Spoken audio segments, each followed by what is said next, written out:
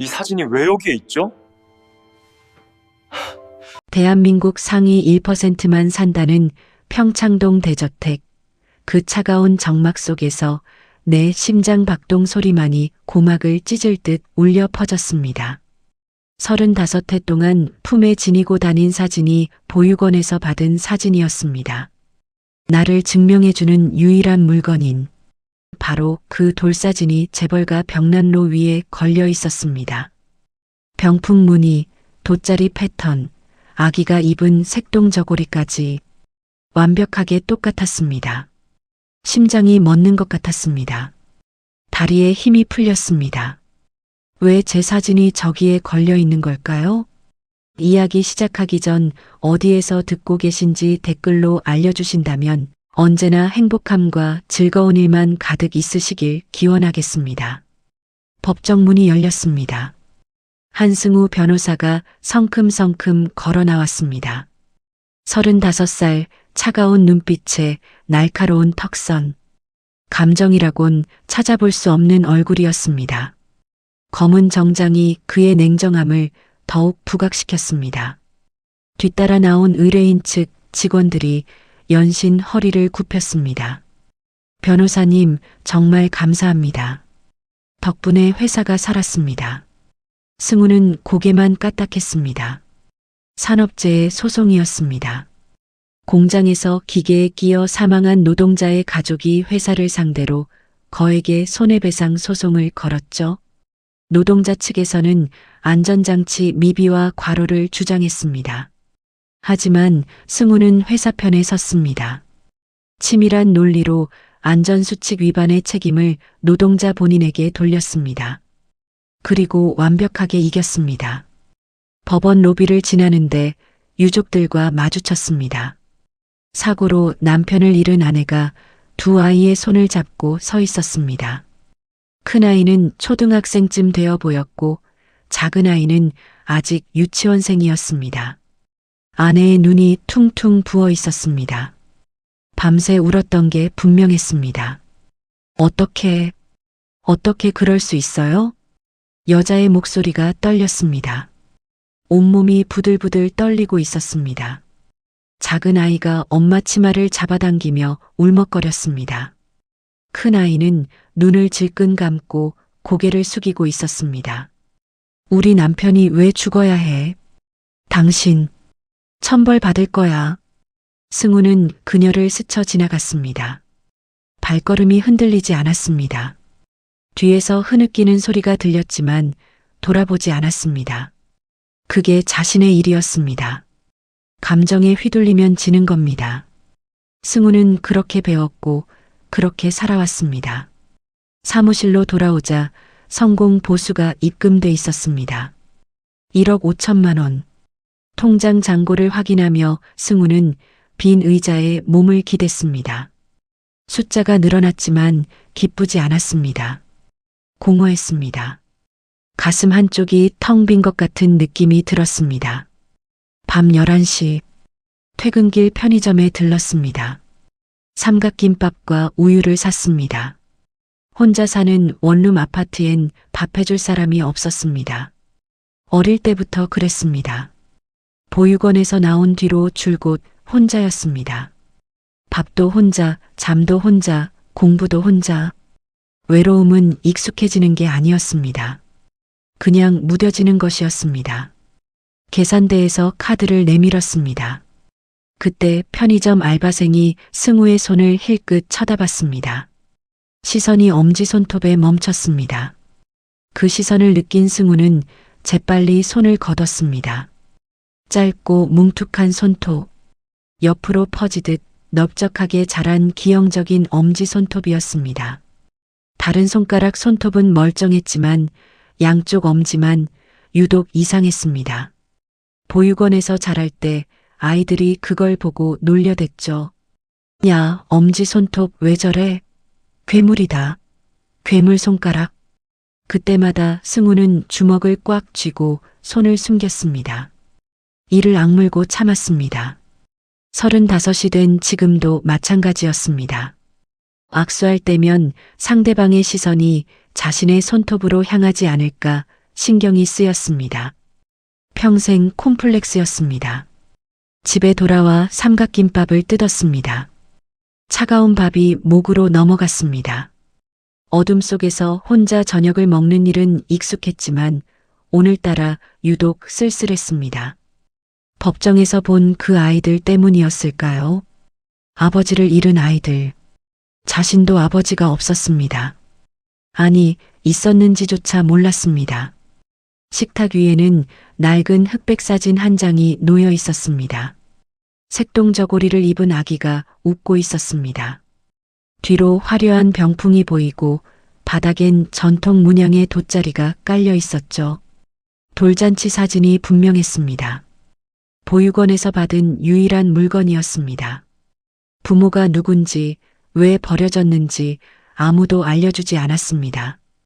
보육원 원장님은 고개만 저었습니다. 경찰에 신고된 기록도 없었습니다. 그냥 어느 날 보육원 앞에 버려져 있었을 뿐이었습니다.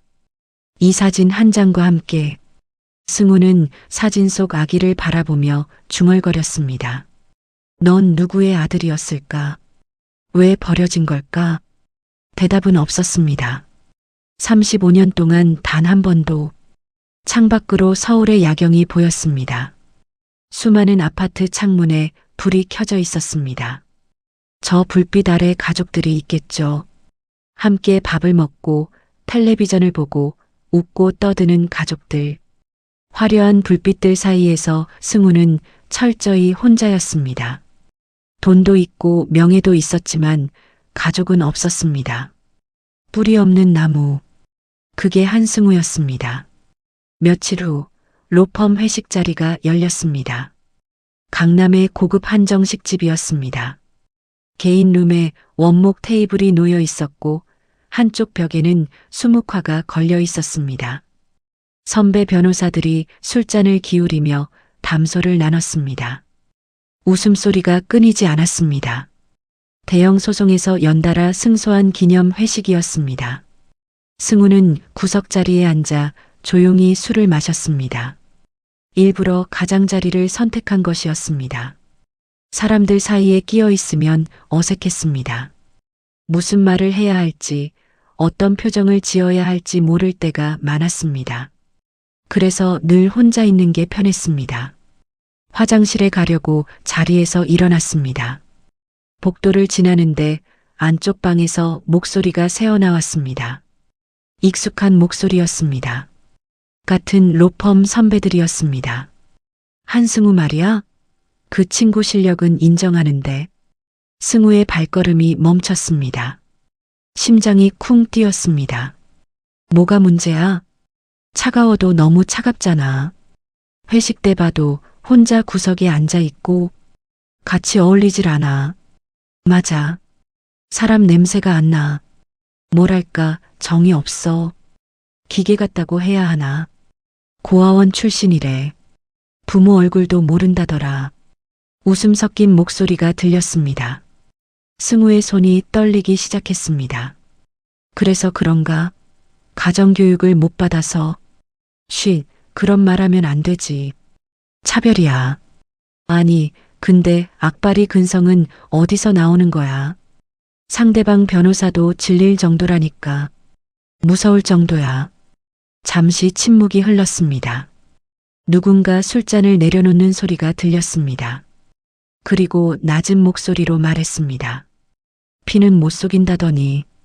버려진 데는 이유가 있겠지. 승우의 주먹이 꽉 쥐어졌습니다. 손톱이 손바닥을 파고들었습니다. 심장이 터질 것 같았습니다. 문을 박차고 들어가서 따지고 싶었습니다. 하지만 그러지 않았습니다. 그냥 돌아섰습니다. 발걸음이 무거웠습니다. 화장실에 들어가 세면대에 손을 짚었습니다. 거울을 바라봤습니다. 창백한 얼굴이 비쳤습니다. 눈가가 붉어져 있었습니다. 피는 못 속인다. 그 말이 머릿속에서 맴돌았습니다. 귓가에서 떠나지 않았습니다. 내 피는 뭘까? 내 뿌리는 어디일까? 나를 버린 사람들은 어떤 사람들이었을까? 35년 동안 품어온 질문이었습니다. 대답을 찾지 못한 질문들이었습니다. 어쩌면 평생 찾지 못할지도 모릅니다. 찬물로 얼굴을 씻었습니다. 차가운 물이 뺨을 타고 흘러내렸습니다. 거울 속 자신을 똑바로 바라봤습니다. 괜찮아. 익숙해. 이런 말 들은 게 어디 하루 이틀이야. 자리로 돌아왔습니다. 아무 일 없었다는 듯 술잔을 들었습니다. 선배가 건네는 술을 받아 마셨습니다. 하지만 술맛이 써졌습니다. 목구멍이 따가웠습니다. 한 변호사, 기분 안 좋아 보여요. 얼굴이 많이 창백한데. 후배가 물었습니다.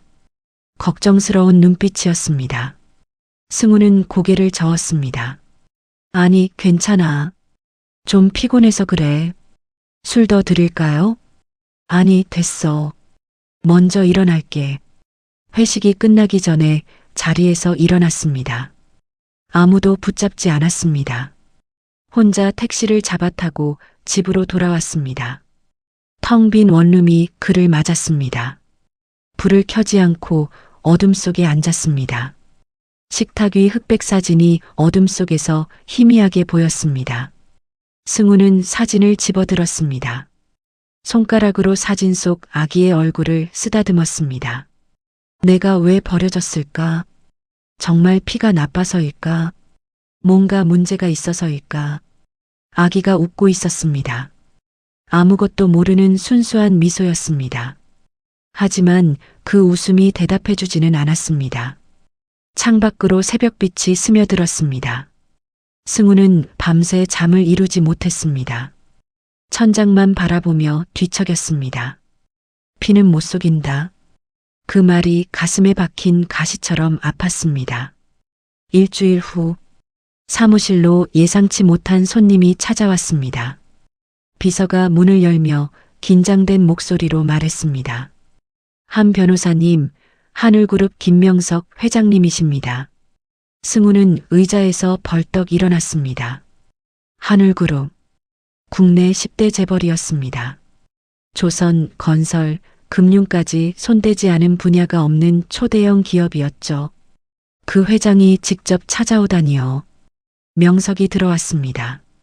이른이 넘은 나이였지만 눈빛은 여전히 날카로웠습니다. 회색 머리카락이 깔끔하게 빗겨져 있었고 맞춤 양복이 몸에 딱 맞았습니다. 하지만 주름진 얼굴에는 깊은 피로가 묻어 있었습니다. 평소의 카리스마와는 다른 지친 표정이었습니다. 앉으시죠.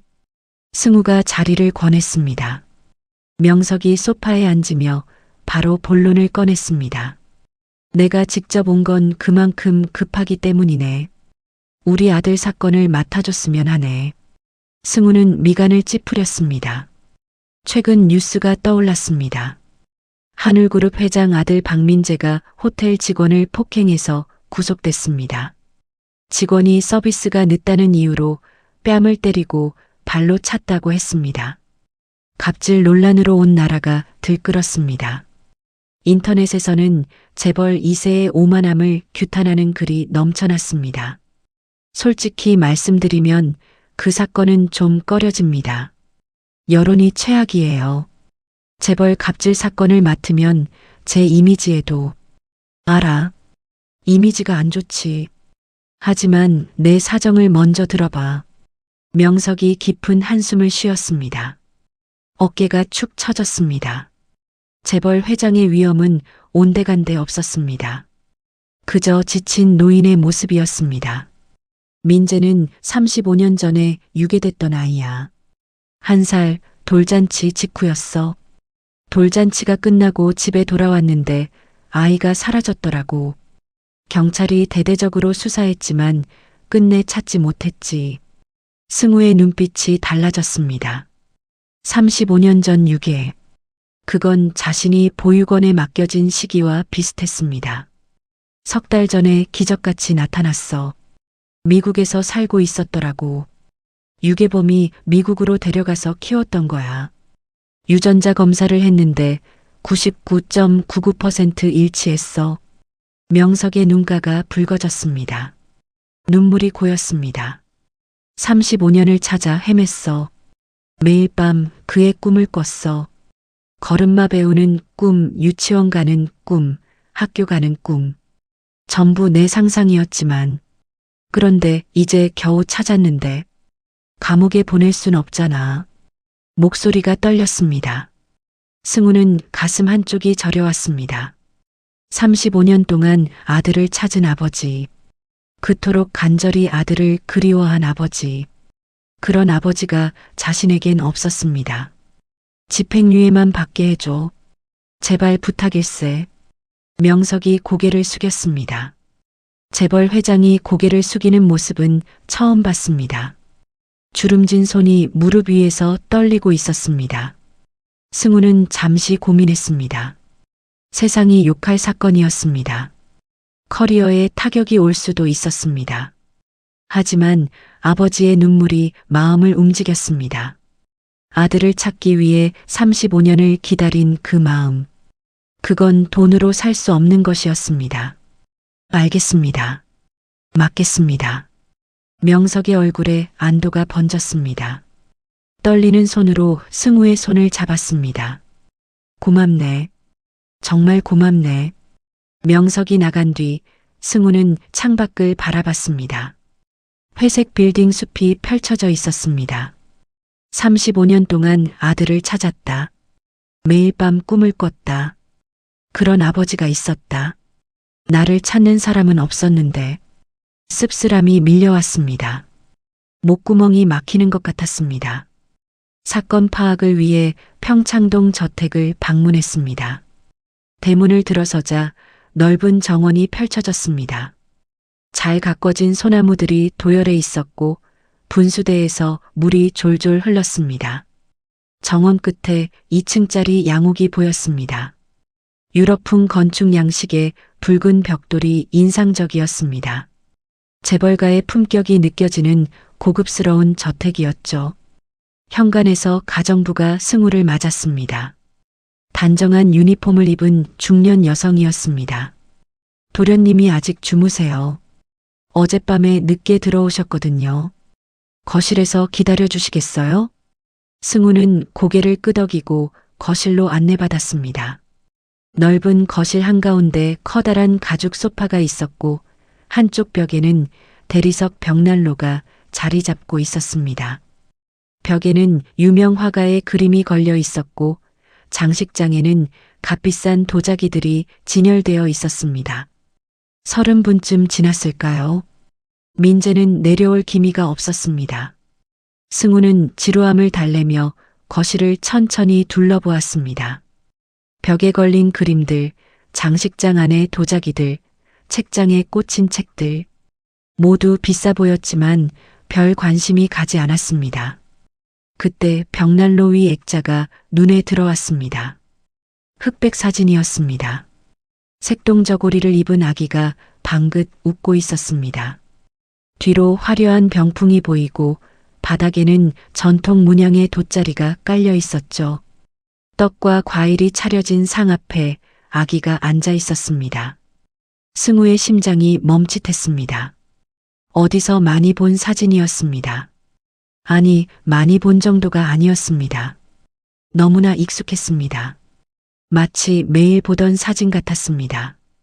손이 떨리기 시작했습니다. 승우는 양복 안주머니에서 지갑을 꺼냈습니다. 지갑 안쪽 칸에 있던 낡은 흑백 사진을 조심스럽게 빼냈습니다. 35년 동안 간직해온 사진이었습니다. 2장의 사진을 나란히 들었습니다. 병풍의 무늬가 똑같았습니다.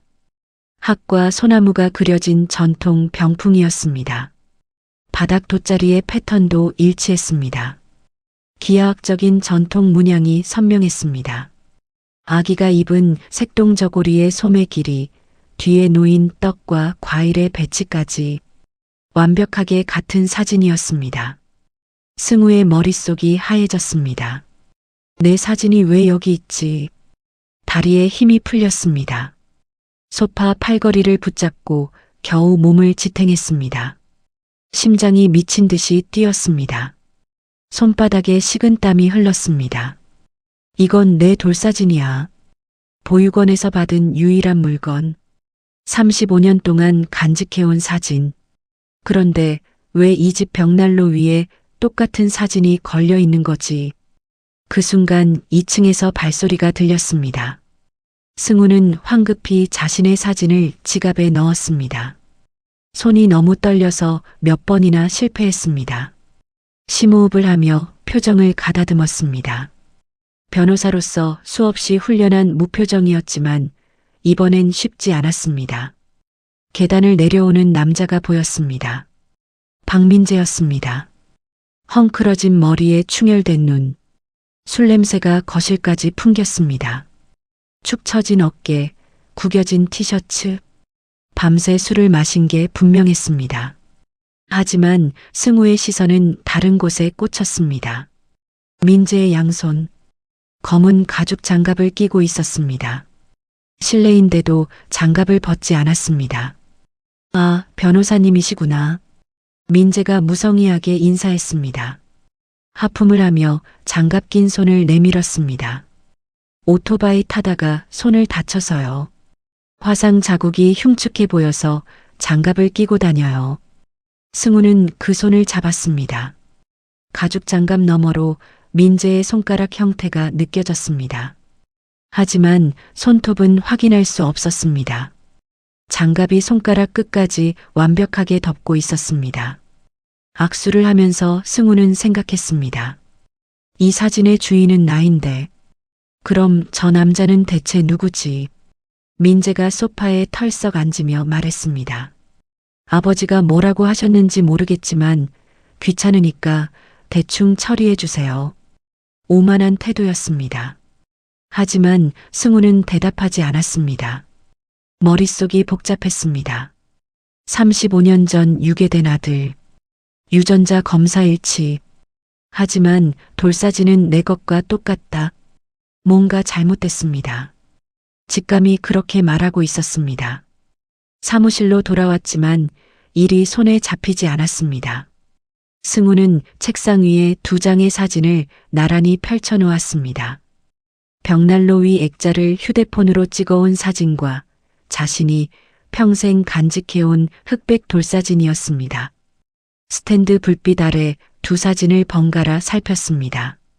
아무리 봐도 같은 사진이었습니다. 병풍 무늬가 똑같았습니다. 학이 날개를 펼친 모양, 소나무 가지의 굽은 각도까지 일치했습니다. 돗자리 패턴도 같았습니다. 마른 모 안에 꽃무늬가 들어간 전통 문양이었습니다. 아기가 입은 색동 저고리의 색깔 배치, 뒤에 놓인 떡과 과일의 위치까지 단순한 우연이라고 하기엔 너무나 완벽하게 일치했습니다. 하지만 유전자 검사 결과가 있었습니다. 99.99% 일치. 과학은 거짓말을 하지 않습니다. 유전자 검사는 가장 정확한 친자 확인 방법이었습니다. 그렇다면 내가 착각하는 걸까요? 승우는 머리를 쥐어뜯었습니다. 2 손으로 머리카락을 움켜쥐고 책상에 이마를 박았습니다. 만약 저 사진이 정말 나라면, 만약 내가 35년 전 유괴된 김명석 회장의 아들이라면, 그럼 박민재는 누구란 말입니까? 유전자 검사는 어떻게 된 걸까요? 생각이 꼬리에 꼬리를 물었습니다. 머릿속이 복잡하게 얽혔습니다. 잠을 이룰 수 없었습니다. 새벽 4시가 넘도록 천장만 바라보며 뒤척였습니다. 눈을 감아도 그 사진이 떠올랐습니다. 다음 날 아침 승우는 결심했습니다. 우연인지 진실인지 내가 직접 확인하겠습니다. 변호사에게는 의뢰인의 과거를 조사할 권한이 있었습니다. 재판 준비를 위해 피고인의 신상을 파악해야 한다는 명분이면 충분했죠. 누구도 이상하게 생각하지 않을 것이었습니다. 승우는 믿을 만한 흥신소에 연락했습니다. 예전에 몇 번 일을 맡겼던 곳이었습니다. 박민재의 과거 행적을 추적해달라고 의뢰했습니다. 특히 미국에서의 생활과 한국에 돌아오기 전까지의 기록을 상세하게 요청했습니다. 학력, 직업, 주소, 인간관계. 모든 것을 알고 싶었습니다. 동시에 35년 전 김준영 유괴 사건 기사를 검색했습니다. 도서관에서 마이크로필름을 뒤지고 인터넷 아카이브를 샅샅이 훑었습니다. 오래된 신문 기사들이 쏟아져 나왔습니다.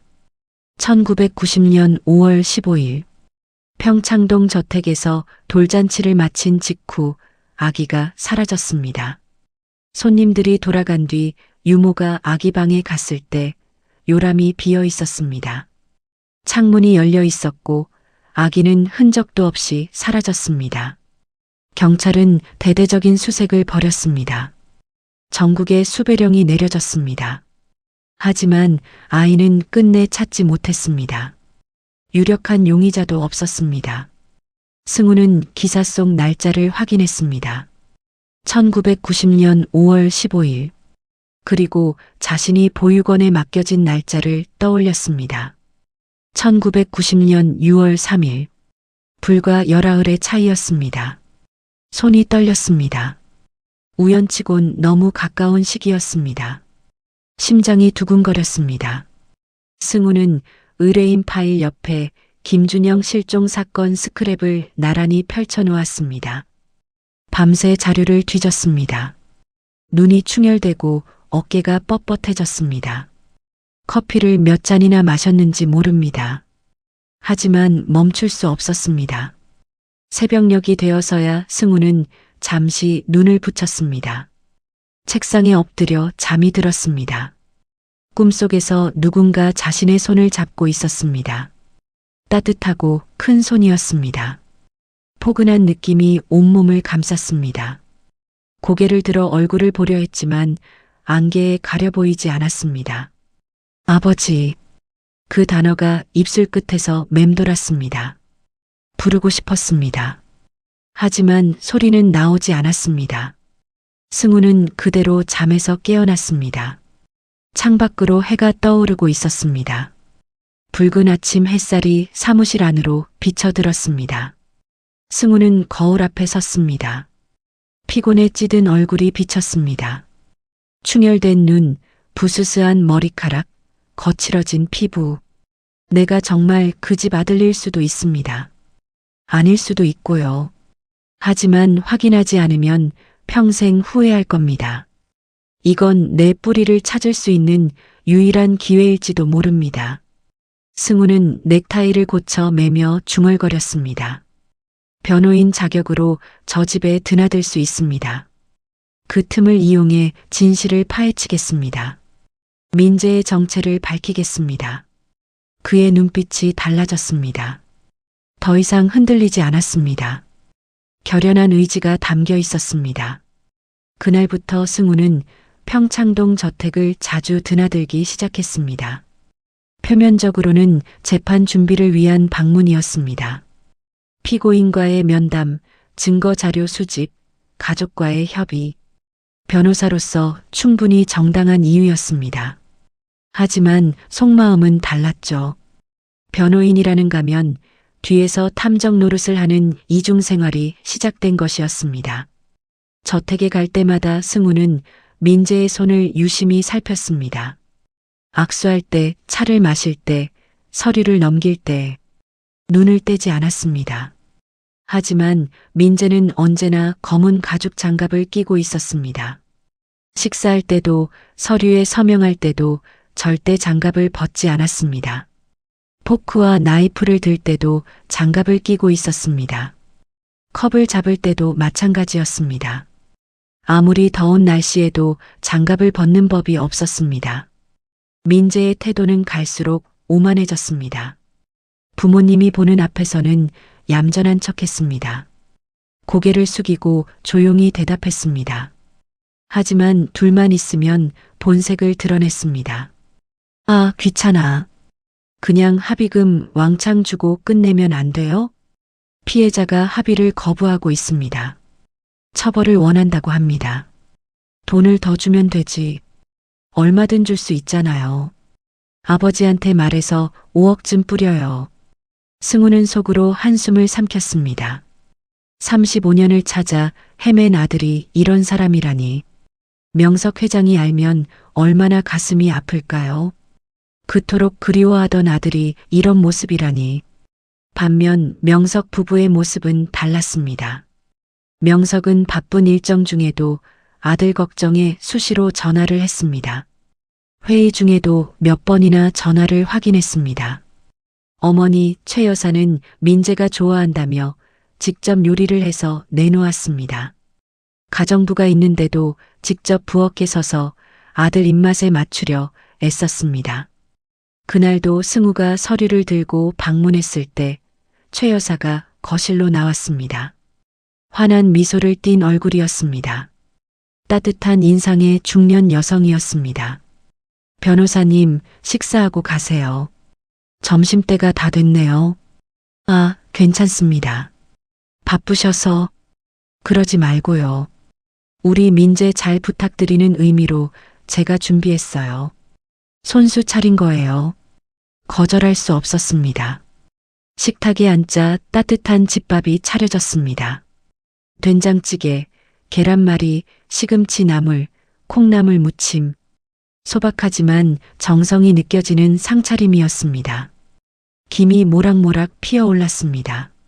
최 여사가 맞은편에 앉아 승우를 물끄러미 바라보았습니다. 뭔가 말하고 싶은 표정이었습니다. 눈빛이 촉촉했습니다. 변호사님, 네. 이상하게 낯이 익어요. 처음 만났는데도 우리 아들처럼 편해요. 승우의 숟가락이 멈췄습니다. 심장이 쿵 내려앉았습니다. 제가요? 네. 처음 봤을 때부터 그랬어요. 어딘가 모르게 편하달까? 오래전부터 알던 사람 같아요. 최 여사의 눈가에 그리움이 어렸습니다. 승우는 아무 말도 할 수 없었습니다. 목구멍이 막히는 것 같았습니다. 가슴이 뜨거워졌습니다.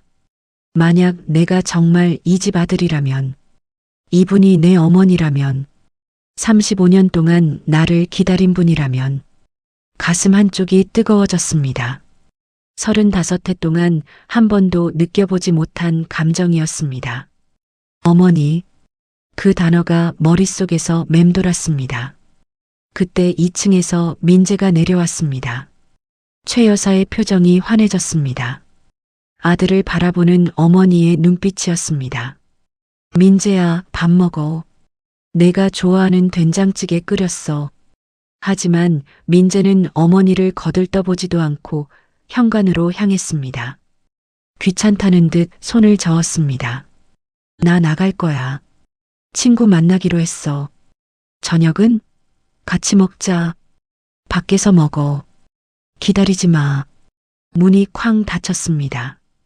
최 여사의 어깨가 축 처졌습니다. 눈빛에서 빛이 사라졌습니다. 애써 웃으며 말했습니다. 밖에서 고생을 많이 해서 그래요. 미국에서 혼자 컸으니까. 적응하면 나아지겠죠. 승우는 고개를 끄덕였지만 마음이 무거웠습니다. 저 사람이 정말 이 집 아들일까요? 35년을 그리워한 부모에게 저렇게 대할 수 있을까요? 진짜 아들이라면 저럴 수 있을까요? 의문은 점점 깊어졌습니다. 며칠 뒤 승우는 감기 기운이 있는 채로 저택을 방문했습니다. 재판 일정이 다가오고 있어서 쉴 수가 없었습니다. 콧물이 흐르고 목이 칼칼했지만 약을 먹고 버텼습니다. 코를 훌쩍이며 서류를 검토하는데 최 여사가 다가왔습니다. 어머, 변호사님 얼굴이 왜 그래요? 많이 아파 보여요. 열도 나는 것 같은데. 괜찮습니다. 좀 피곤해서 그래요. 신경 쓰지 마세요. 최 여사가 고개를 저으며 부엌으로 들어갔습니다. 잠시 후 따뜻한 그릇을 들고 나왔습니다. 하얀 죽 위에 잣이 송송 뿌려져 있었습니다. 김이 모락모락 피어올랐습니다. 잣죽이에요. 감기 기운 있을 때 이게 최고예요. 어머니가 해주시던 방식 그대로 끓인 거예요. 승우는 멋쩍게 숟가락을 들었습니다. 거절하기 어려웠습니다. 죽을 한 입 떠서 입에 넣는 순간 온몸에 전율이 흘렀습니다. 이 맛, 어디선가 느껴본 맛이었습니다. 아니, 느껴봤다기보다는 그리워했던 맛이었습니다. 가슴 깊은 곳에서 무언가가 울렸습니다. 보육원 시절, 아플 때마다 꿈에서 이런 맛을 느꼈습니다.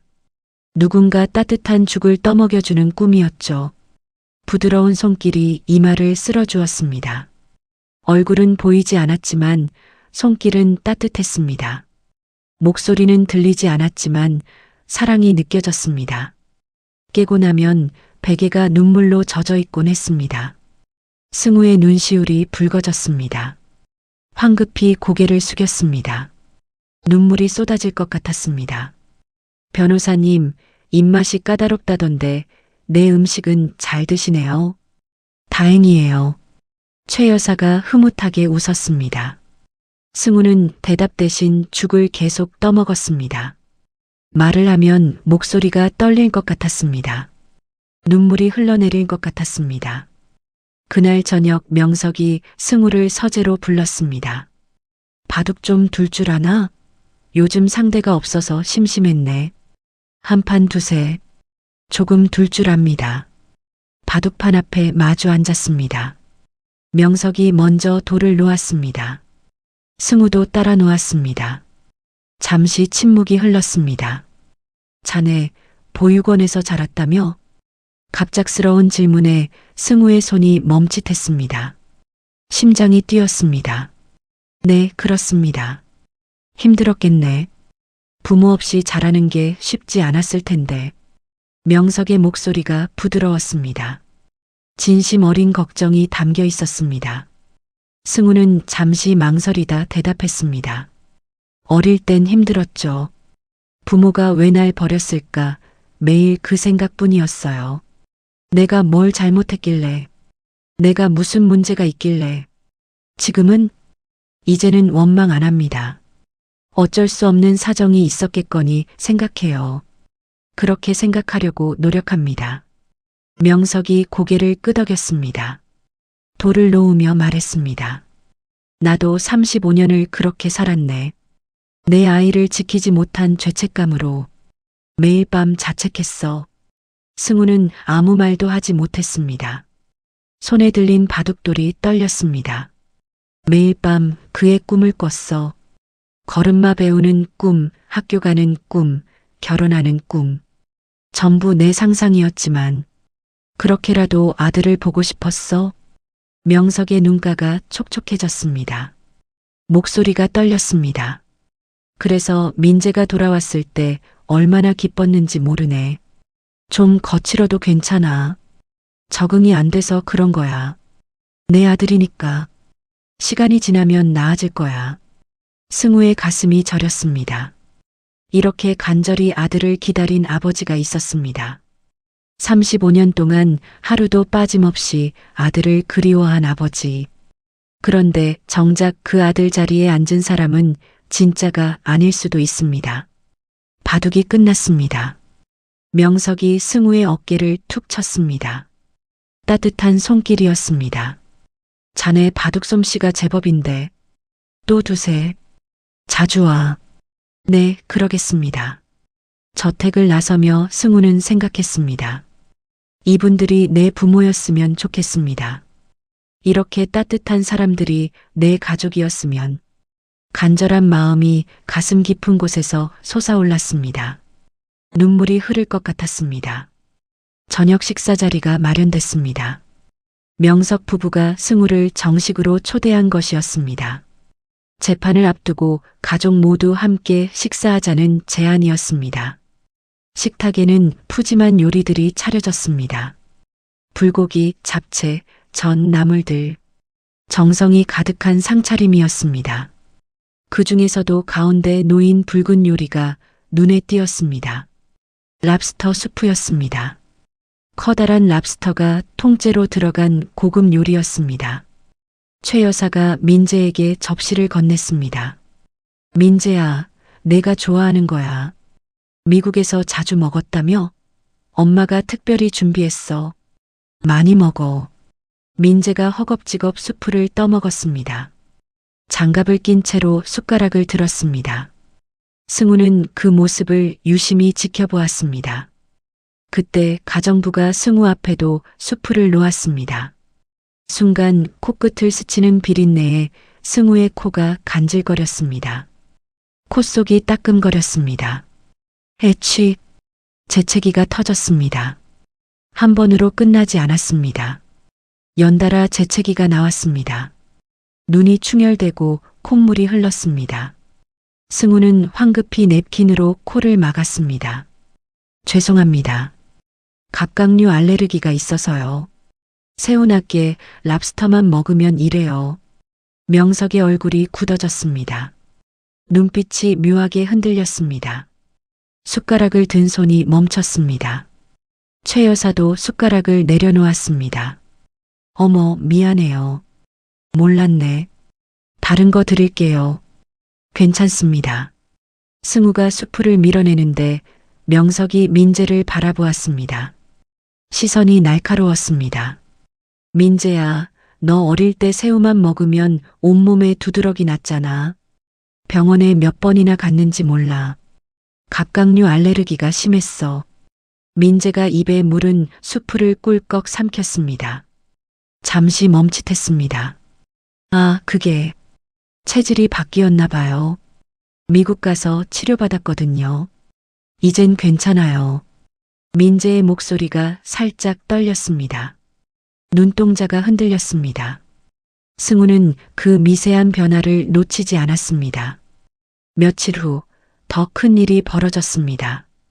승우가 저택에 도착했을 때 거실에서 고함 소리가 들렸습니다. 현관문이 열려 있었습니다. 금고 열어요. 당장. 민재였습니다. 술에 취한 채 명석 앞에서 소리를 지르고 있었습니다. 얼굴이 벌겋게 달아올라 있었습니다. 돈이 급하다니까요. 5억만 주면 돼요. 그거 아버지한테 푼 돈이잖아요. 명석이 단호하게 고개를 저었습니다. 표정이 굳어 있었습니다. 안 된다. 그 금고는 특별한 금고야. 내 아들 준영이만 아는 번호야. 제가 준영이잖아요. 유전자 검사도 했잖아요. 그럼 열어봐. 내가 진짜 내 아들이면 알 거야. 명석이 서재 한쪽 벽에 있는 금고를 가리켰습니다. 오래된 철제 금고였습니다. 민재가 비틀거리며 다가갔습니다. 키패드 앞에서 멈췄습니다. 손가락이 허공에서 멈칫거렸습니다. 비번이 뭐였지? 민재가 아무 숫자나 눌렀습니다. 삐소리와 함께 오류 표시가 떴습니다. 다시 눌렀습니다. 또 오류. 몇 번을 시도했지만 계속 실패했습니다. 승우는 문 앞에 서서 그 광경을 지켜보았습니다. 그런데 이상한 일이 일어났습니다. 금고 키패드를 보는 순간 머릿속에 숫자가 떠올랐습니다. 그건 승우가 평생 써온 비밀번호였습니다. 휴대폰 잠금번호, 은행 비밀번호, 현관 도어락까지. 왜 그 숫자를 쓰게 됐는지는 자신도 몰랐습니다. 어릴 때부터 그냥 손에 익은 숫자였습니다.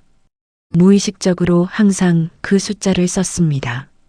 승우는 무의식적으로 중얼거렸습니다. 615. 찰칵. 명석이 들고 있던 찻잔이 바닥에 떨어졌습니다. 산산조각이 났습니다. 뜨거운 차가 바닥에 쏟아졌습니다. 뭐라고 했나? 명석의 얼굴이 창백해졌습니다. 눈이 크게 떠졌습니다. 온몸이 굳어졌습니다. 승우는 화들짝 놀라 손을 저었습니다. 아무것도 아닙니다.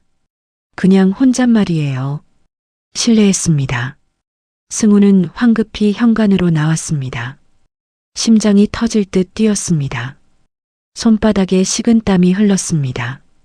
그게 뭔지 알아야 합니다. 나중에 조사해 보니 답이 나왔습니다. 6월 15일, 35년 전 명석이 아들 준영이와 처음 낚시를 간 날이었습니다. 돌잔치 한 달 후 유괴되기 직전이었습니다. 그날 명석은 아들을 업고 한강에 갔습니다. 아이가 처음으로 물고기를 봤습니다. 까르르 웃었습니다. 명석에게는 가장 행복한 날이었습니다. 승우의 손이 떨렸습니다. 심장이 쿵쿵 뛰었습니다. 내가 왜 그 숫자를 알고 있는 거지? 왜 평생 그 숫자를 써온 거지? 확신이 점점 굳어졌습니다. 재판 날짜가 다가왔습니다. 승우는 최종 서류를 들고 저택을 방문했습니다. 명석에게 직접 서명을 받아야 했습니다. 재판 진행에 필요한 위임장이었습니다. 서재에 들어서자 명석이 창가에 서 있었습니다. 뭔가 깊은 생각에 잠긴 표정이었습니다. 창밖을 바라보며 움직이지 않았습니다. 어깨가 축 처져 있었습니다. 승우가 인기척을 내자 명석이 천천히 돌아보았습니다. 왔나? 네, 서명하실 서류 가져왔습니다. 승우가 책상 위에 서류를 펼쳤습니다. 명석이 천천히 다가와 앉았습니다. 승우는 양복 안주머니에서 펜을 꺼내 건넸습니다. 바로 그 순간이었습니다. 펜을 건네는 승우의 오른손이 명석의 눈앞에 드러났습니다.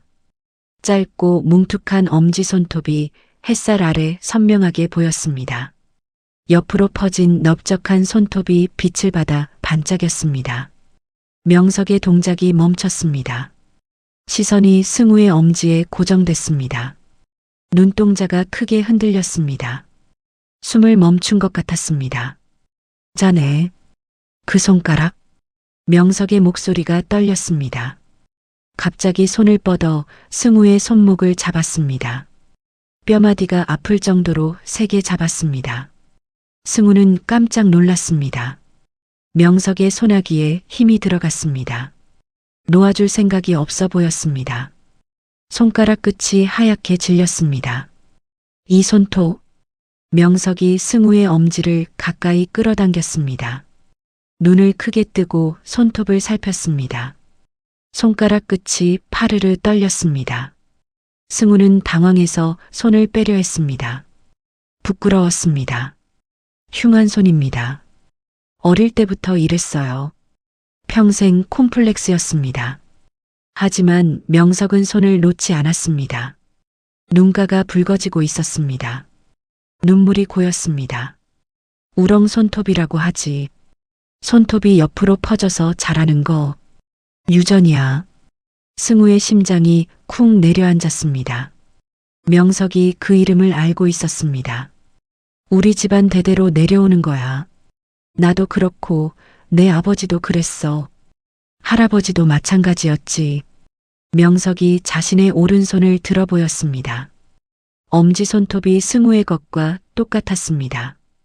짧고 뭉툭하고 옆으로 퍼진 모양이었습니다. 완벽하게 일치했습니다. 승우는 숨이 막혔습니다. 평생 콤플렉스였던 손톱이 유전이라는 걸 처음 알았습니다. 자신만 이상한 게 아니었습니다. 내 아들 준영이도 이 손톱을 가지고 태어났어. 명석의 눈에서 눈물이 흘러내렸습니다. 주름진 뺨을 타고 눈물이 흘렀습니다. 35년 전 그 애를 마지막으로 안았을 때 이 손톱을 봤어. 아직도 기억나. 작고 뭉툭한 엄지손톱이 내 손톱과 똑같았어. 승우는 아무 말도 할 수 없었습니다. 목구멍이 막힌 것 같았습니다. 심장이 터질 것 같았습니다. 명석이 천천히 고개를 들어 승우의 눈을 바라보았습니다. 촉촉한 눈빛이었습니다. 민재는 항상 장갑을 끼고 있지. 한 번도 손톱을 보여준 적이 없어. 그 한마디에 공기가 얼어붙었습니다. 명석은 이미 알고 있었습니다. 아니, 직감하고 있었습니다. 민재의 손톱을 한 번도 본 적이 없다는 것을, 그리고 지금 눈앞에 있는 변호사의 손톱이 자신과 똑같다는 것을. 승우의 입술이 떨렸습니다. 무슨 말을 해야 할지 몰랐습니다.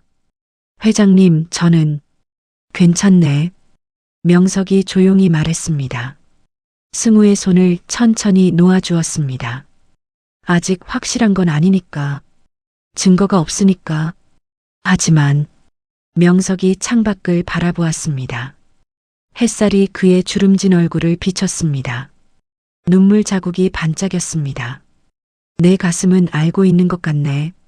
자네를 처음 봤을 때부터 이상하게 마음이 끌렸어. 승우는 서류를 챙기며 서재를 나왔습니다.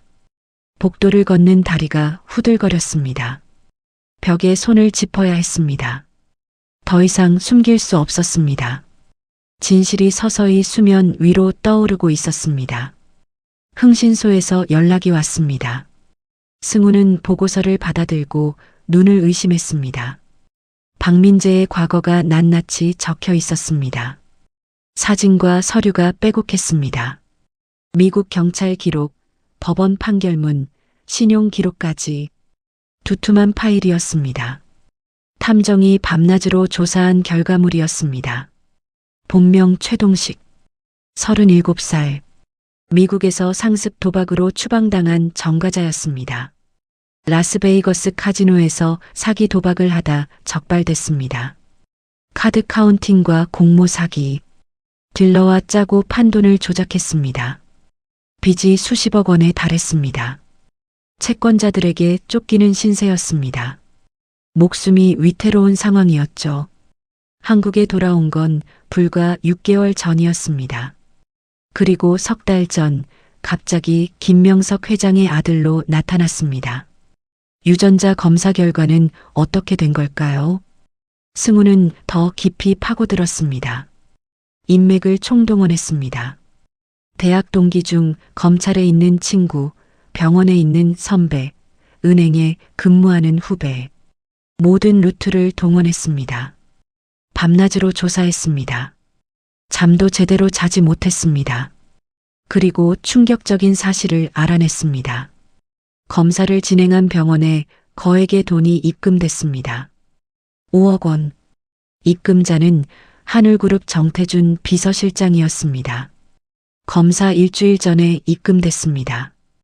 그리고 검사 결과가 나온 직후 담당 의사 명의로 강남에 아파트가 등기됐습니다.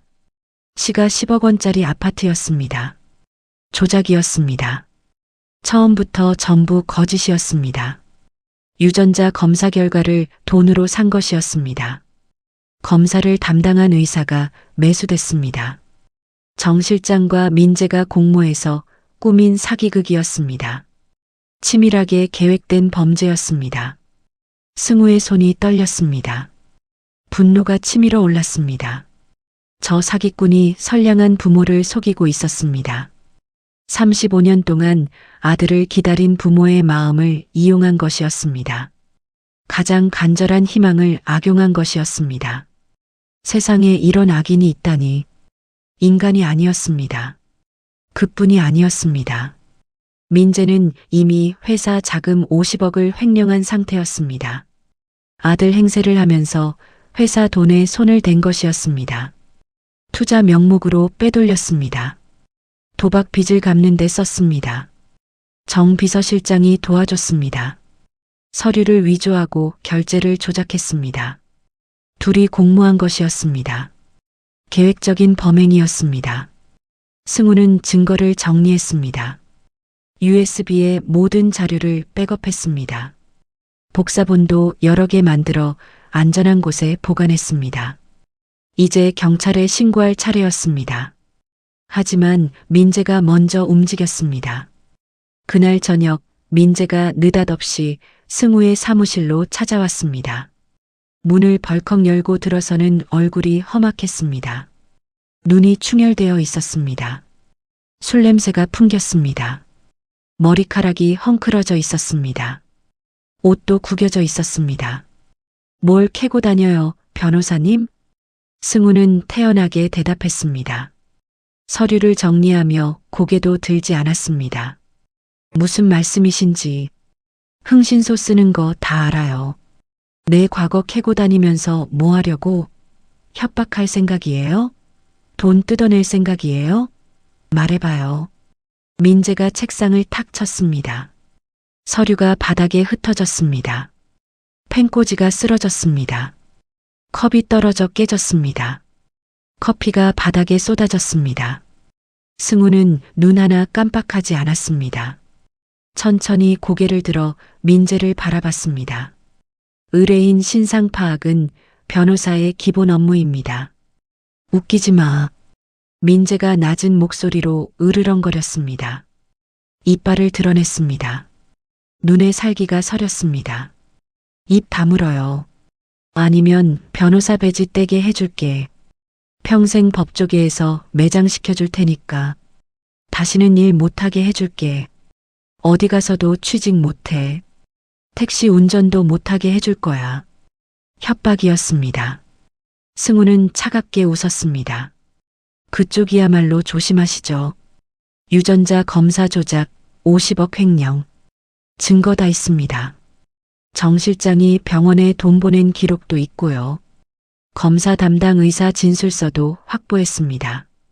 USB에 다 저장해놨어요. 복사본도 여러 개 있고요. 민재의 얼굴이 일그러졌습니다. 눈이 흔들렸습니다. 하지만 곧 비웃음을 띄었습니다. 여유를 되찾은 척했습니다. 하지만 목소리가 떨렸습니다. 증거, 그거 들고 어디 가게? 경찰? 검찰? 언론? 민재가 몸을 기울여 속삭였습니다. 술 냄새가 풍겼습니다. 담배 냄새도 섞여 있었습니다. 정 실장이 누군지 알아요? 이 바닥에서 손 안 닿는 데가 없어. 검찰에도 경찰에도 국세청에도 인맥이 있다고. 기자들도 다 쥐고 있어. 건드리면 당신이 먼저 끝나. 탈세 조사 들어가게 해줄까? 가족도 없는 고아 주제에 누굴 건드려. 민재가 사무실을 나갔습니다. 문이 쾅 닫혔습니다. 승우는 주먹을 꽉 쥐었습니다. 손톱이 손바닥을 파고들었습니다. 피가 날 것 같았습니다. 며칠 후 이상한 일이 벌어지기 시작했습니다. 퇴근길에 누군가 뒤를 밟았습니다. 검은 승용차가 계속 따라왔습니다. 골목을 돌아도 다른 길로 가도 따라왔습니다. 번호판이 가려져 있었습니다. 유리창이 검게 선팅되어 안이 보이지 않았습니다. 집 앞에서도 수상한 남자들이 서성거렸습니다. 검은 옷을 입은 건장한 남자들이었습니다. 담배를 피우며 건물을 감시하고 있었습니다. 승우가 나오면 사진을 찍었습니다. 어디를 가든 따라왔습니다. 어느 날 아침 주차장에 내려가니 차 유리가 박살나 있었습니다. 앞유리, 뒷유리 할 것 없이 전부 깨져 있었습니다. 사이드 미러도 부서져 있었습니다. 운전석에 쪽지가 붙어 있었습니다. 입 조심해. 다음엔 유리가 아니야. 승우는 쪽지를 구겨 주머니에 넣었습니다. 두려움보다 분노가 앞섰습니다. 이를 악물었습니다. 주먹이 떨렸습니다. 건드리지 말아야 할 걸 건드렸군. 좋아, 끝까지 가보자. 승우의 눈빛이 날카롭게 빛났습니다. 이제 물러설 수 없었습니다. 저 사기꾼들로부터 부모님을 지켜야 했습니다. 더 이상 참을 수 없었습니다. 승우는 사임계를 들고 저택으로 향했습니다. 이 사건에서 손을 떼야 했습니다. 더 이상 저런 쓰레기를 변호할 수 없었습니다. 양심이 허락하지 않았습니다. 사기꾼을 도와주는 일은 할 수 없었습니다. 변호사로서의 자존심이 허락하지 않았습니다. 민재가 거실 소파에 누워 텔레비전을 보고 있었습니다. 술병이 여러 개 굴러다녔습니다. 양주병, 맥주병, 소주병. 낮부터 술을 마신 게 분명했습니다. 방 안에 술 냄새가 진동했습니다. 과자 봉지와 담배꽁초가 널려 있었습니다. 재떨이가 넘쳐 흘렀습니다. 거실이 엉망진창이었습니다. 승우가 사임계를 민재 앞에 던졌습니다. 종이가 바닥에 떨어졌습니다. 이게 뭐야? 민재가 눈을 가늘게 뜨고 종이를 집어들었습니다. 글씨가 잘 안 보이는지 눈을 찡그렸습니다. 술에 취해 초점이 흐릿했습니다. 사임계입니다. 오늘부로 변호를 그만두겠습니다. 민재가 벌떡 일어났습니다. 휘청거렸습니다. 얼굴이 불그락 푸르락했습니다. 눈이 충혈되어 있었습니다. 핏줄이 터질 것 같았습니다. 뭐, 지금 장난해? 재판이 코앞인데 열흘도 안 남았어. 이 시점에서 변호사를 바꾸라고? 미쳤어? 장난 아닙니다. 승우는 차갑게 말했습니다. 눈빛이 얼음처럼 차가웠습니다. 저는 도박꾼의 패류나 쓰레기는 변호 안 합니다. 다른 변호사 알아보세요. 돈 많으시니까 얼마든지 구할 수 있을 겁니다. 좋은 변호사 많아요. 저 말고도. 민재의 눈이 뒤집혔습니다. 주먹을 불끈 쥐며 다가왔습니다. 술에 취해 비틀거렸습니다. 술 냄새가 코를 찔렀습니다. 담배 냄새도 역겨웠습니다. 이 자식이 감히. 손대지 마세요. 당신 과거 다 알아요. 최동식 씨. 민재의 얼굴이 굳어졌습니다. 눈이 크게 떠졌습니다. 입이 벌어졌습니다. 얼굴이 창백해졌습니다. 술 기운이 확 깼습니다. 유전자 검사 조작한 거, 50억 횡령한 거, 정 실장이 도와준 거, 전부 증거 있어요. 녹취록도 있고, 이체 기록도 있어요. 검사 담당 의사 진술서도 확보했고요. 미국 경찰 기록도 다 받았어요. 도박 비채권자 명단도 있고요. 민재가 뒷걸음질 쳤습니다. 소파에 걸려 넘어질 뻔했습니다. 테이블을 붙잡고 겨우 중심을 잡았습니다. 손이 떨리고 있었습니다. 승우는 뒤도 돌아보지 않고 현관으로 걸어갔습니다. 발걸음이 단호했습니다. 야, 어디가? 끝까지 가보자고. 후회하게 해줄 테니까. 너 죽어. 가만 안 놔둬. 네 인생 끝장내줄 거야. 민재의 고함이 등 뒤로 쏟아졌습니다. 하지만 승우는 멈추지 않았습니다. 대문을 나서며 깊은 숨을 내쉬었습니다. 가슴이 답답했습니다. 하지만 속은 시원했습니다. 짐을 내려놓은 기분이었습니다. 그런데 발걸음이 멈췄습니다. 갑자기 불안감이 밀려왔습니다. 가슴이 철렁 내려앉았습니다. 심장이 조여왔습니다. 등골이 서늘해졌습니다. 온몸에 소름이 돋았습니다. 내가 없으면 부모님은 어떡하지? 승우는 닫힌 대문을 돌아보았습니다. 저 안에는 아무것도 모르는 명석 부부가 있었습니다. 그리고 정체가 탄로난 사기꾼이 함께 있었습니다. 궁지에 몰린 사기꾼, 도박 빚에 쫓기는 범죄자, 더 이상 잃을 것이 없는 사람, 막다른 골목에 몰린 짐승. 민재가 가만히 있을 리 없었습니다. 횡령 사실이 들통나면 감옥에 갑니다. 사기죄, 횡령죄, 문서 위조죄. 수십 년을 살아야 합니다. 궁지에 몰린 짐승은 무슨 짓이든 합니다. 물릴 수 있는 건 다 물어뜯습니다. 마지막 발악을 합니다. 상식이 통하지 않습니다. 오늘 밤 뭔가 일어날 겁니다. 확신이 들었습니다. 본능적으로 느꼈습니다. 변호사로서 수많은 범죄자를 봤습니다. 궁지에 몰린 사람이 어떤 짓을 하는지 알았습니다. 승우의 얼굴이 창백해졌습니다. 경찰에 신고하면 될까요? 하지만 아직 현행범이 아니었습니다. 의심만으로는 체포할 수 없었습니다. 증거가 있어도 절차가 필요했습니다. 영장을 받아야 했습니다. 그러려면 며칠이 걸립니다. 검찰 결재, 법원 허가, 빨라야 2, 3일이었습니다. 법적인 절차를 밟기엔 시간이 없었습니다. 민재는 이미 돈에 눈이 멀어 있었습니다. 도박 빚에 쫓기고 있었습니다. 채권자들이 협박하고 있었습니다. 다음 주까지 돈을 갚지 않으면 죽는다고 했습니다. 부모님에게 재산 포기 각서라도 받아내려 들 겁니다. 아니면 더 나쁜 일을 저지를 수도 있습니다. 협박, 감금, 폭행, 뭐든 할 수 있는 사람이었습니다.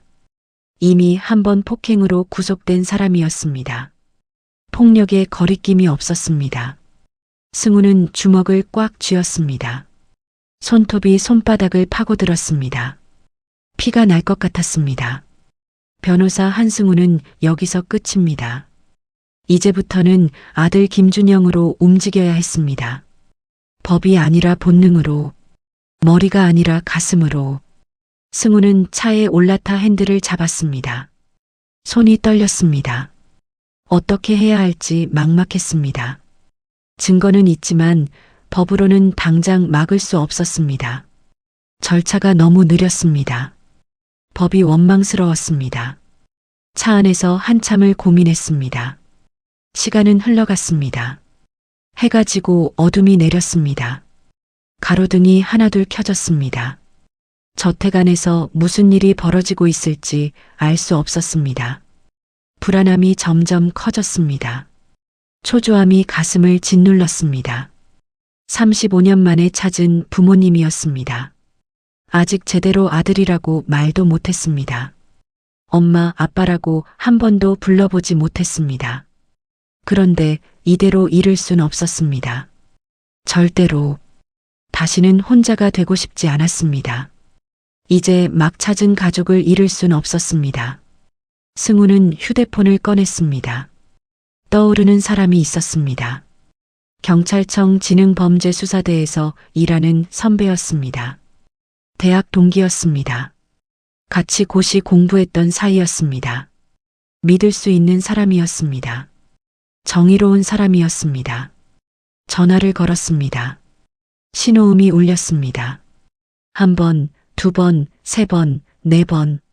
제발 받아라. 제발. 전화가 연결됐습니다. 여보세요? 형, 나야. 한승우. 급한 일이야. 지금 통화 가능해? 선배의 목소리가 반갑게 들렸습니다. 하지만 승우는 인사를 나눌 여유가 없었습니다. 심장이 미친 듯이 뛰었습니다. 손에 땀이 났습니다. 오, 승우야. 오랜만이다. 무슨 일이야? 승우는 상황을 빠르게 설명했습니다. 박민재의 정체, 유전자 검사 조작, 50억 횡령, 정 비서실장의 개입, 그리고 오늘 밤 저택에서 무슨 일이 벌어질지 모른다는 불안감까지 숨가쁘게 말했습니다. 말이 꼬일 정도로 급하게 설명했습니다. 선배가 잠시 침묵했습니다. 심각한 목소리였습니다. 평소의 농담기가 사라졌습니다. 알겠어. 심각한 상황이네. 병력 준비할게. 근데 현행범이 아니면 진입이 어려워. 영장 없이는 못 들어가. 법적 절차가 있어. 너도 알잖아.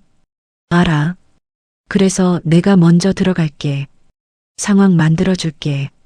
신호 보내면 와줘. 위험해. 혼자 들어가면 안 돼. 그 사람들 조직폭력배랑 연결돼 있을 수도 있어. 깡패들 데리고 있다며. 내 부모님이야. 승우의 목소리가 떨렸습니다. 감정을 숨길 수 없었습니다. 목이 메었습니다. 눈물이 날 것 같았습니다. 선배가 한숨을 쉬었습니다. 긴 한숨이었습니다. 부모님? 무슨 소리야? 너 고아 아니었어? 나중에 설명할게. 지금은 시간이 없어. 형, 제발. 부탁이야. 알았어. 조심해. 무슨 일 있으면 바로 연락해. 대기하고 있을게. 병력 끌고 근처에서 기다릴게. 전화를 끊고 승우는 핸들 위에 이마를 기댔습니다. 눈을 감았습니다. 깊은 숨을 내쉬었습니다. 심장이 진정되지 않았습니다. 그때 휴대폰이 다시 울렸습니다. 모르는 번호였습니다. 아니, 번호를 보니 국립과학수사연구원에서 일하는 친구였습니다. 의대 동기였습니다. 며칠 전 부탁한 일이 있었습니다. 승우야, 결과 나왔어. 심장이 멎는 것 같았습니다. 며칠 전 몰래 의뢰한 유전자 검사였습니다. 명석이 쓰던 칫솔과 자신의 머리카락을 보낸 것이었죠. 몰래 수집한 샘플이었습니다. 저택에서 화장실을 빌린 척하며 가져온 것이었습니다. 명석의 칫솔, 빗에 남은 머리카락, 자신의 머리카락과 혈액. 말해. 99.99% 일치야. 친자 맞아. 틀림없어. 3번이나 확인했어. 승우의 눈앞이 흐려졌습니다. 손에서 힘이 빠져 휴대폰이 미끄러졌습니다. 바닥에 떨어졌습니다.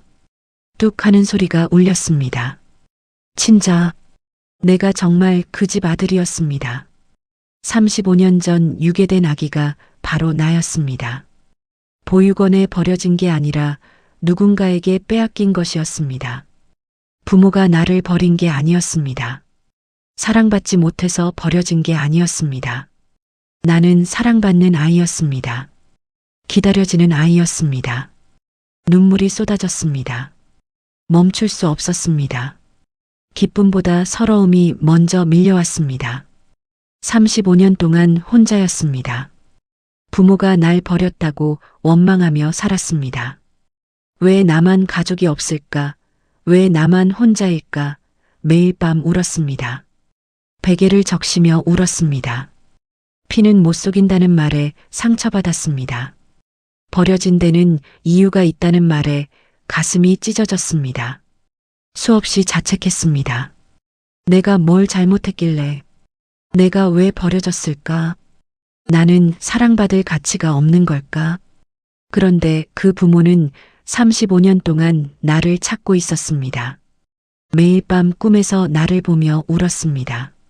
하루도 나를 잊은 적이 없었습니다. 경찰에 수배를 요청하고 현상금을 걸고 전국을 뒤졌습니다. 포기하지 않았습니다. 승우는 두 손으로 얼굴을 감싸고 오열했습니다. 어깨가 들썩였습니다. 목 놓아 울었습니다. 평생 참아왔던 눈물이었습니다. 35년치 눈물이 한꺼번에 쏟아졌습니다. 차 안이 울음소리로 가득 찼습니다. 왜 이제야 알게 된 걸까요? 35년이나 지나서야. 왜 이렇게 오래 걸린 걸까요? 왜 진작 몰랐을까요? 한참을 울었습니다. 눈물이 마를 때쯤 승우는 고개를 들었습니다. 백미러에 비친 자신의 얼굴이 보였습니다. 충혈된 눈, 젖은 볼, 붉어진 코, 엉망진창인 얼굴이었습니다. 하지만 눈빛은 달라져 있었습니다. 슬픔이 아닌 결의가 담겨 있었습니다. 흔들림 없는 의지가 빛나고 있었습니다. 더 이상 이방인이 아니었습니다. 이 집의 진짜 주인이었습니다. 저 사기꾼들로부터 부모님을 지켜야 했습니다. 그게 아들의 도리였습니다. 35년 만에 찾은 가족을 지켜야 했습니다. 다시는 잃지 않겠습니다. 승우는 선배에게 다시 전화를 걸었습니다. 형, 병력 끌고 와.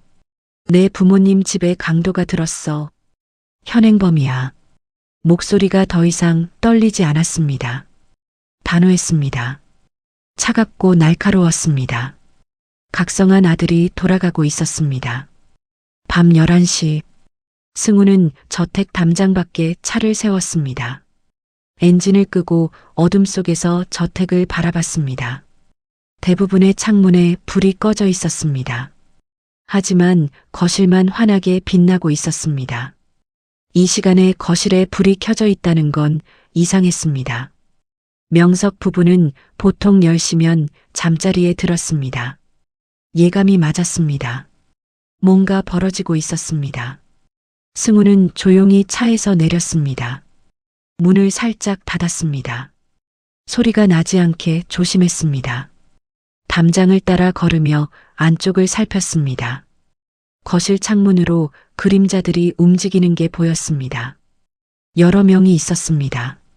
적어도 5명은 되어 보였습니다.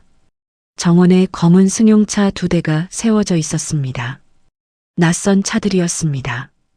휴대폰이 진동했습니다. 선배였습니다. 도착했어. 정문에서 대기 중이야. 경찰차 3대야. 특공대도 불렀어. 어디야? 정문 앞이야. 5분만 기다려. 내가 먼저 들어가서 상황 파악할게. 현행범 상황 만들어줄게. 조심해. 위험하면 바로 빠져. 혼자 영웅 노릇하지 마. 다치면 안 돼. 승우는 담장 옆 나무를 타고 올라갔습니다. 어릴 때 보육원에서 나무 타기를 많이 했습니다. 몸이 기억하고 있었습니다. 양복이 찢어졌지만 상관없었습니다. 담장 위에 올라 정원으로 뛰어내렸습니다. 무릎이 아팠지만 참았습니다. 이 정도는 아무것도 아니었습니다. 발소리를 죽이며 거실 창문에 다가갔습니다. 숨을 죽였습니다. 심장이 터질 것 같았습니다. 손에 땀이 흘렀습니다. 커튼 틈새로 안이 보였습니다. 명석 부부가 소파에 앉아 있었습니다. 얼굴이 창백했습니다. 최 여사가 울고 있었습니다. 손이 케이블 타이로 묶여 있었습니다. 그 앞에 민재와 정 실장이 서 있었습니다. 민재의 손에 서류가 들려 있었습니다. 재산포기 각서 같았습니다. 도장과 인주가 테이블 위에 놓여 있었습니다. 정 실장 옆에는 덩치 큰 남자 둘이 팔짱을 끼고 있었죠. 건장한 체격의 깡패들이었습니다. 문신이 보였습니다. 한 명은 야구 방망이를 들고 있었습니다. 빨리 찍어요. 도장 찍으라고요. 안 그러면 당신 아내도 무사하지 못해.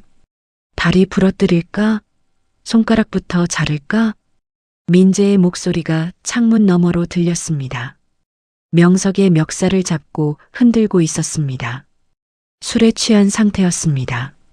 눈이 광기로 번들거렸습니다.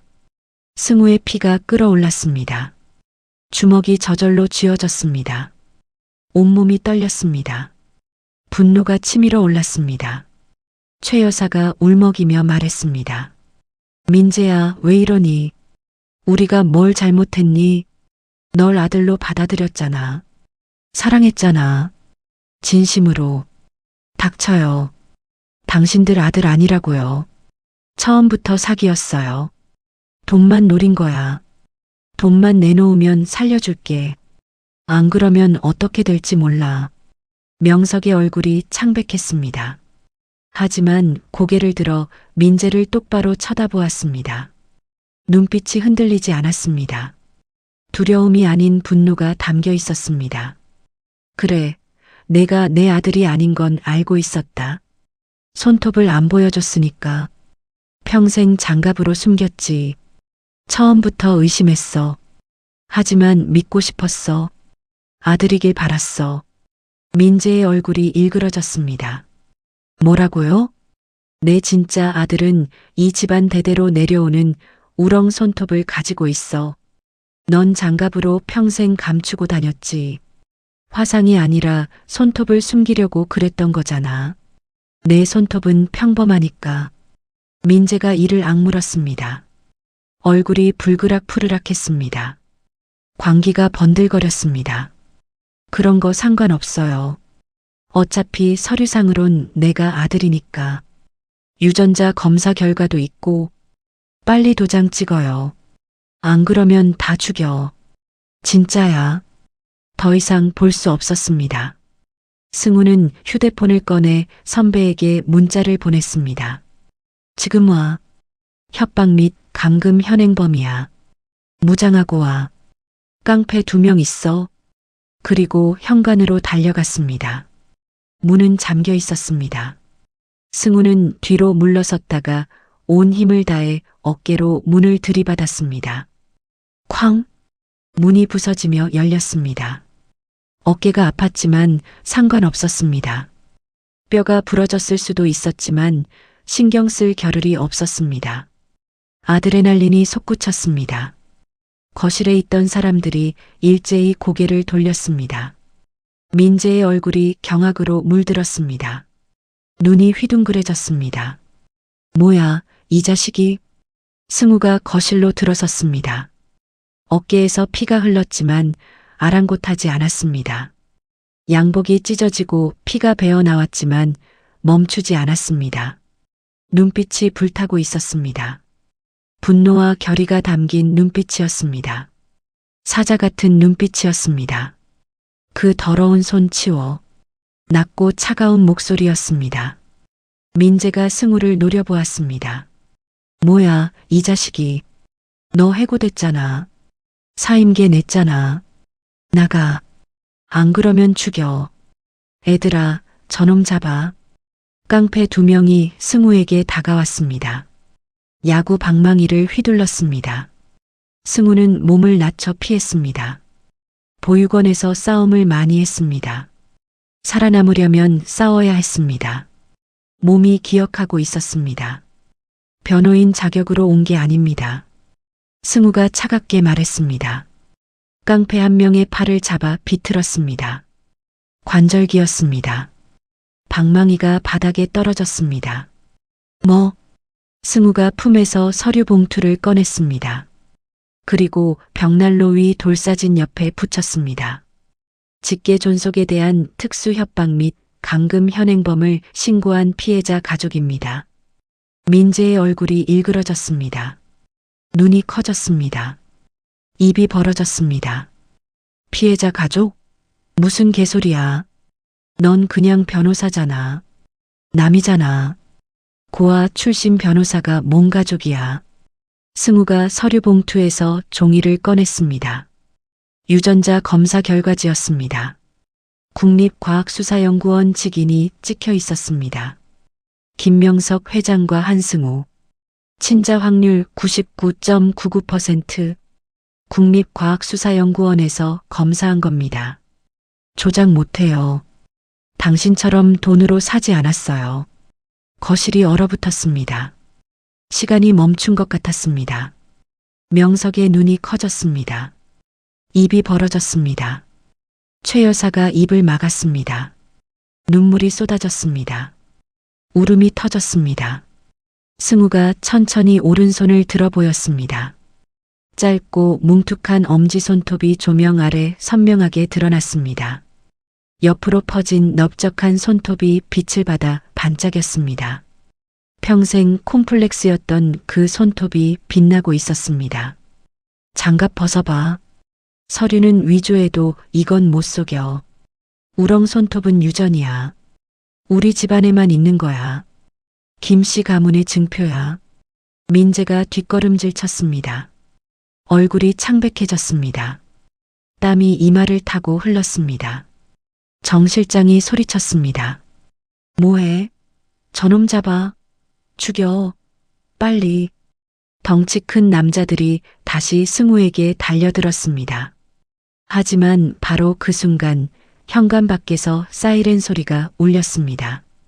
붉은 경광등이 번쩍였습니다. 경찰이었습니다. 무장한 경찰들이 우르르 들이닥쳤습니다. 방탄조끼를 입고 총을 들고 있었습니다. 헬멧을 쓴 특공대였습니다. 선배가 앞장서서 외쳤습니다. 움직이지 마. 전원 체포한다. 바닥에 엎드려. 저항하면 쏜다. 남자들이 제압당했습니다. 바닥에 쓰러졌습니다. 수갑이 채워졌습니다. 발버둥 쳤지만 소용없었습니다. 정 실장도 수갑이 채워졌습니다. 얼굴이 흙빛이 됐습니다. 다리가 풀려 주저앉았습니다. 민재가 도망치려 했습니다. 창문 쪽으로 뛰었습니다. 하지만 경찰에게 붙잡혔습니다. 몸부림치는 과정에서 장갑이 벗겨졌습니다. 드러난 민재의 손, 평범한 엄지손톱이었습니다. 우렁 손톱이 아니었습니다. 그냥 보통 사람의 손톱이었습니다. 넓적하지도 않고 옆으로 퍼지지도 않은 평범한 손톱. 화상 자국 같은 건 없었습니다. 거짓말이었습니다. 명석이 그 손을 보고 고개를 저었습니다. 눈물이 흘러내렸습니다. 주름진 뺨을 타고 눈물이 흘렀습니다. 역시 내가 아니었어. 처음부터 알았어야 했는데 내 욕심이 눈을 가렸어. 아들이 돌아왔다는 기쁨에 눈이 멀었어. 민재가 끌려가며 악을 썼습니다. 이 자식들 두고 봐. 가만 안 둬. 다 죽여버릴 거야. 감옥에서 나오면 끝장이야. 하지만 아무도 그를 거들떠보지 않았습니다. 경찰이 민재를 끌고 나갔습니다. 정 실장도 끌려나갔습니다. 깡패들도 전부 체포됐습니다. 거실에 셋만 남았습니다. 승우, 명석, 최 여사. 그리고 정적. 시계 소리만 들렸습니다. 밖에서 사이렌 소리가 멀어져 갔습니다. 최 여사의 손을 묶은 케이블 타이를 승우가 풀어줬습니다. 손목에 빨간 자국이 남아 있었습니다. 승우가 조심스럽게 손목을 문질러줬습니다. 승우가 천천히 명석에게 다가갔습니다. 오른손을 내밀었습니다. 뭉툭한 엄지손톱이 조명 아래 빛났습니다. 명석도 오른손을 들었습니다. 두 개의 엄지가 나란히 놓였습니다. 똑같은 모양이었습니다. 짧고 넓적하고 옆으로 퍼진 우렁손톱. 쌍둥이처럼 똑같았습니다. 거울을 보는 것 같았습니다. 명석의 눈에서 눈물이 흘러내렸습니다. 주름진 뺨을 타고 눈물이 흘렀습니다. 멈추지 않았습니다. 준영아. 승우의 입술이 떨렸습니다. 35년 동안 한 번도 불려보지 못한 이름이었습니다. 가슴이 터질 것 같았습니다. 눈물이 쏟아졌습니다. 늦게 와서 죄송합니다. 아버지. 명석이 무너져 내리듯 승우를 끌어안았습니다. 주름진 손이 승우의 등을 꽉 쥐었습니다. 온몸으로 아들을 안았습니다. 뼈가 부서질 것처럼 세게 안았습니다. 35년의 그리움이 담긴 포옹이었습니다. 미안하다. 지키지 못해서 미안하다. 35년 동안 찾았어. 하루도 안 잊었어. 매일 밤 내 꿈을 꿨어. 하루도 빠짐없이. 최 여사도 달려와 두 사람을 안았습니다. 눈물이 멈추지 않았습니다. 온몸이 떨렸습니다. 우리 아들, 우리 준영이 살아있었구나. 찾았구나. 드디어 찾았구나. 승우도 울었습니다. 참을 수 없었습니다. 35년의 외로움이 한꺼번에 쏟아져 나왔습니다. 어깨가 들썩였습니다. 엄마, 아빠. 그 단어가 입에서 나오자 가슴이 터질 것 같았습니다. 평생 불러보고 싶었던 말이었습니다. 꿈에서도 불러보지 못했던 말이었습니다. 이제야 부를 수 있었습니다. 셋은 한참 동안 서로를 안고 울었습니다. 벽난로 위 흑백 돌사진이 그들을 내려다보고 있었습니다. 35년 만에 귀환이었습니다. 1년 후 가을 저녁 6시 준영은 사무실 컴퓨터를 끄고 자리에서 일어났습니다. 정리할 서류가 남아 있었지만 내일 해도 됐습니다. 더 이상 야근에 집착하지 않았습니다. 동료가 물었습니다. 김 변호사, 오늘도 칼퇴근이야? 요즘 매일 정시에 퇴근하네. 야근 안 해? 예전엔 새벽까지 일하더니. 네, 저녁 약속 있어서요. 준영이 환하게 웃으며 대답했습니다. 예전에는 볼 수 없던 밝은 미소였습니다. 눈가에 주름이 생겼습니다. 웃음 주름이었습니다. 동료가 고개를 갸웃거렸습니다. 요즘 많이 달라졌다. 예전엔 밤새 일하더니 얼굴에 생기가 돌아. 혈색도 좋아졌고. 여자친구 생겼어? 가족이 기다리거든요. 가족. 그 단어를 입에 담을 때마다 가슴이 따뜻해졌습니다. 평생 한 번도 쓸 수 없었던 단어였습니다. 남들에겐 당연한 단어였지만 자신에겐 꿈 같은 단어였습니다. 이제는 당연하게 쓸 수 있었습니다. 준영은 차를 몰아 평창동으로 향했습니다. 이제는 익숙한 길이었습니다. 매일 저녁 이 길을 달렸습니다. 눈 감고도 갈 수 있었습니다. 가로수가 노랗게 물들어 있었습니다. 단풍잎이 바람에 날렸습니다. 가을 햇살이 따스했습니다. 대문을 열고 들어서자 정원에 국화가 피어 있었습니다. 가을 햇살 아래 꽃들이 환하게 빛났습니다. 어머니가 직접 가꾼 정원이었습니다. 준영이 좋아하는 색으로 심었다고 했습니다. 노란색과 흰색 국화가 어우러져 있었습니다. 현관문이 열리고 어머니가 나왔습니다. 환한 미소를 띠고 있었습니다. 앞치마를 두르고 있었습니다. 준영아 왔니? 오늘 좀 늦었네. 회의 있었어? 네, 엄마. 회의가 좀 길어졌어요. 맛있는 냄새 나네요. 최 여사가 준영의 손을 잡아 끌었습니다. 손바닥이 따뜻했습니다. 어머니의 손. 평생 한 번도 잡아보지 못했던 손이었습니다. 이제는 매일 잡는 손이었습니다. 거실을 지나 식당으로 들어갔습니다. 아버지가 이미 식탁에 앉아 있었습니다. 신문을 보다가 고개를 들었습니다. 얼굴에 미소가 번졌습니다. 주름이 깊어졌지만 행복해 보였습니다. 왔나? 네, 아버지. 식탁 위에는 김이 모락모락 피어오르는 된장찌개가 놓여 있었습니다. 계란말이, 시금치 나물, 콩나물 무침, 배추김치.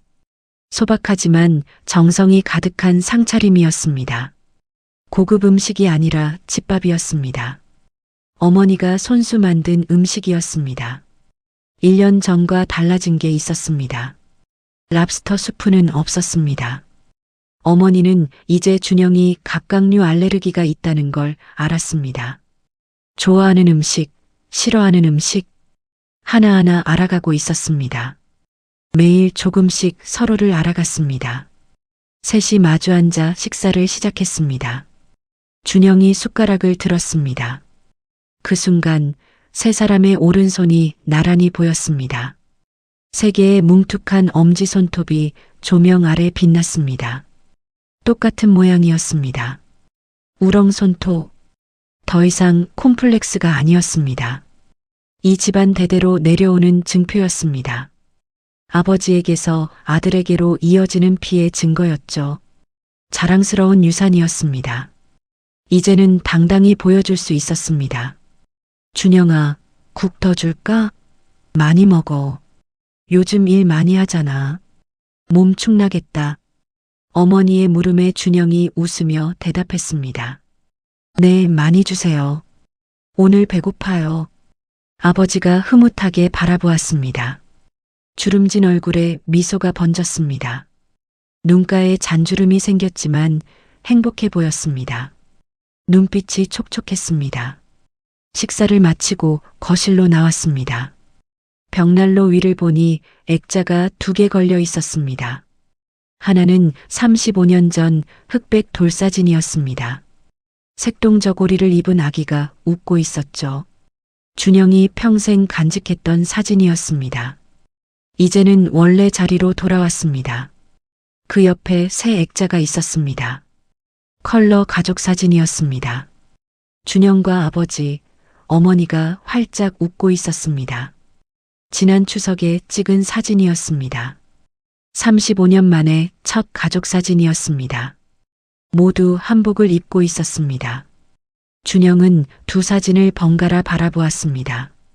35년의 시간이 그 사이에 있었습니다. 길고 외로운 시간이었습니다. 매일 밤 울었던 보육원 시절, 부모에게 버림받았다는 상처, 혼자라는 외로움, 피는 못 속인다는 말에 받았던 상처, 괴물 손톱이라고 놀림받던 기억. 하지만 이제는 끝났습니다. 모든 상처가 아물었습니다. 3살이 돋았습니다. 아버지가 옆에 와서 어깨를 툭 쳤습니다. 따뜻한 손길이었습니다. 바둑 한 판 둘까? 네, 좋죠. 오늘은 제가 이길게요. 큰 소리치긴. 아버지가 웃었습니다. 준영도 웃었습니다. 서재로 향하는 준영의 발걸음이 가벼웠습니다. 콧노래가 나왔습니다. 사람들은 더 이상 그를 냉혈한 변호사라고 부르지 않았습니다. 피도 눈물도 없는 기계라고 하지 않았습니다. 이제 그는 세상에서 가장 든든한 배경을 가진 사람이었습니다. 35년을 기다려준 부모가 있는 사람이었습니다. 피는 못 속인다는 말이 이제는 다른 의미로 들렸습니다. 피는 못 속인다. 가족은 결국 만난다. 헤어져도 다시 만난다. 뿌리를 찾은 아들, 김준영이었습니다. 앞으로도 여러분의 답답한 속을 뻥 뚫어주고 마음을 울리는 다양한 이야기로 찾아뵙겠습니다. 여러분의 하루가 따뜻한 위로로 가득하길 바랍니다. 채널 구독과 좋아요도 잊지 말고 꼭 부탁드립니다. 인생바램 채널이었습니다.